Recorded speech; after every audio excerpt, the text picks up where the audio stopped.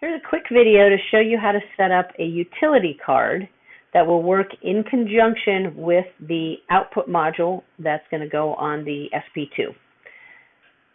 So the first process in this, or the first step in this process, is to create a new function card. So we're going to hit that edit button there in that blue stripe next to the word functions, put it into bulk editing. I want to put this function, for the purpose of this video, in the REM 400 profile.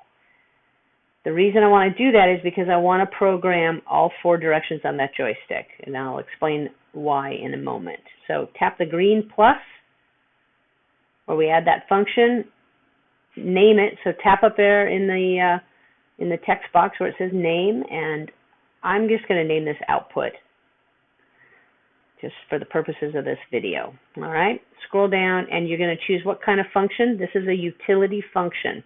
It will be purple, and we're going to have it follow the profile, which is already checked for you. Say done, and then say done one more time at the top. All right, let's scroll down into that REM 400 profile, and you'll see that output card we just made. Tap on output. There's the name, the profile user input that we just set. And what I want you to see here at this point is there will be 4 quadrants available to you.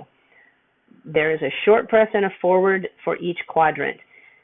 When you're talking about programming this, we're talking about programming a joystick in 4 directions: forward, reverse, left, and right. You see a short press and a long press. We are not going to be worrying about the long press at this point in time, so all of the programming will probably be done through short press, unless maybe you're doing lights or something. But for the most part, just follow how we set this card up, and you should be able to use it for pretty much everything. All right? Because we're going to use a joystick, we're going to program all 4 quadrants. If we were using a head array, you would probably only program the left and the right. You might program the back pad, which would be forward, because that pad is forward. Okay, but for now, let's worry about the joystick. So there's a forward short and long. There's a reverse short and long press, a left short and long press, and a right short and long press. Okay, start with forward. Under short press, output, where it says none, tap that little arrow, and you get a drop down. There's those lights, indicators, hazard lights, horns. But where we're going to go is we're going to choose these outputs, and forward is output 1. So it's not random. Forward is 1, okay? So they need to be set this way. Activation mode, I'm going to set it to momentary. And then we're going to go ahead and give it an icon. These icons should look familiar. You've seen these on those lights cards that we have already in there that are pre-programmed. Now you can program them and move them and make them however you want. I'm going to give it a forward arrow, just for the sake of an icon, okay? So there we go. That's the forward quadrant. We're skipping the long press. We're going to go to the reverse quadrant, short press. None. Output 2 is reverse. Activation mode is momentary, and we'll give it the reverse arrow. Skipping the reverse long press, going to left short press. Output is 3 for left. Activation mode momentary. Left arrow for an icon.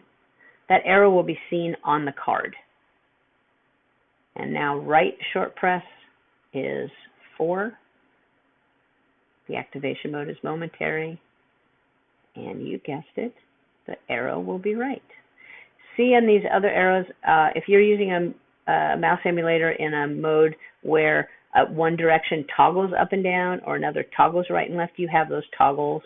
You have a bunch of different icons in there to choose from, but we're going to just be pretty basic here today. Okay, so we have all 4. We're skipping the long press. Right is 4, left is 3, reverse is 2, and forward is 1. Program the quadrants you're going to use. Leave the ones you don't use blank. Set to none. Okay? When you're all done, you're going to write this to the chair. That is all you have to do in this, is write it to the chair. Everything else happens on the device end. You need to set up the mouse emulator for the way you want to use it. You program your Tekla, you connect it to whatever you're connecting it to, et cetera, et cetera. So this is what you do. You just need a card, okay? It's going to write, and then it'll appear in my REM 400, and I'll be ready to plug something in. All right, so good luck. If you have any questions, you can give me a call, but this is the basic setup. Just set them up according to those outputs. Don't worry about output 5, 6, 7, and 8, and I wouldn't worry about long press at the moment. Okay, good luck, you guys. Take care. Talk to you soon. Bye.